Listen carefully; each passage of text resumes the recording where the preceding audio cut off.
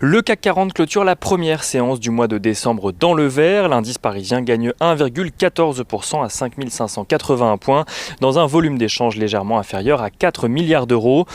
Les investisseurs accueillent favorablement les demandes d'autorisation d'urgence formulées par Pfizer et Moderna auprès des autorités sanitaires européennes et américaines. Ces dernières doivent d'ailleurs se réunir et délibérer dans le courant du mois de décembre, ce qui laisse espérer aux autorités un début de distribution du vaccin dès janvier et aux investisseurs un retour à la normale rapide.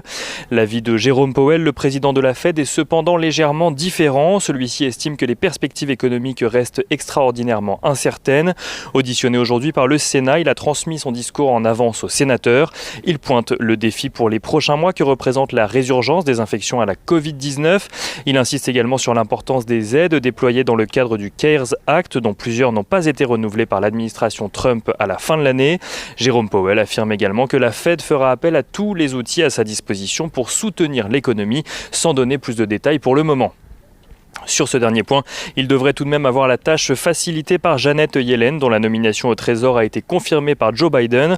Une nomination qui fait espérer aux investisseurs une harmonisation des politiques monétaires et budgétaires sur le sol américain. Les craintes de Jérôme Powell à court terme semblent en revanche justifiées alors que la pandémie continue sa progression, notamment aux États-Unis où la Californie réfléchit à des mesures de confinement pour limiter l'afflux de patients dans les hôpitaux. Sur le plan des statistiques à présent, les indices PMI traduisent une accélération de l'activité manufacturière en Chine à un rythme qu'elle n'avait pas connu depuis 10 ans. Le PMI manufacturier se hisse à 54,9 points. En zone euro, l'activité manufacturière a elle aussi continué sa croissance au mois de novembre, mais à un rythme plus calme qu'au mois d'octobre. Elle s'inscrit au-dessus des attentes à 53,8 points, soit 1 point de moins qu'au mois de septembre. En France, plus précisément, l'indice PMI du secteur manufacturier était attendu en contraction à 49,1 points. Le recul est finalement moins fort que prévu et l'indice ressort à 49,6 points. Aux États-Unis, l'activité manufacturière ralentit. L'indice ISM baisse à 57,5 points en novembre contre 59,3 points au mois d'octobre. Et l'OCDE est de son côté optimiste pour l'année à venir grâce notamment au vaccin anti-Covid. Celle-ci évoque l'espoir d'un avenir meilleur avec un repli du PIB mondial non plus de 9,5% mais de 4,2% cette année. Ce même PIB mondial qui gagnerait cette fois-ci 4,2% à la fin 2021.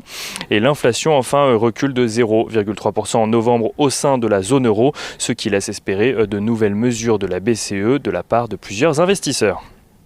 Du côté des valeurs à présent, le secteur bancaire est à l'honneur ce soir. Les investisseurs applaudissent l'accord des ministres des Finances de la zone euro d'avoir recours au mécanisme européen de stabilité comme un fonds de financement de dernier recours en cas de crise bancaire.